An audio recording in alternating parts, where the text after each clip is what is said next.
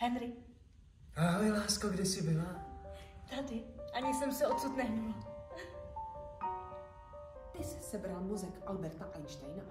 Děláš si ze mě srandu? Miláčku. Je to vůbec legální? Ovšem, že je, jsem patolog. Takže on je prostě jakoby zaseklej. Dělá a říká a myslí si to též pořád dokola. Je to maličko komplikovanější, ale ano, dá se to tak říct. John mi říkal, že jste tak trochu pianista. Já nevím. Myslím, že mám solidní kocovinu. Obludárium.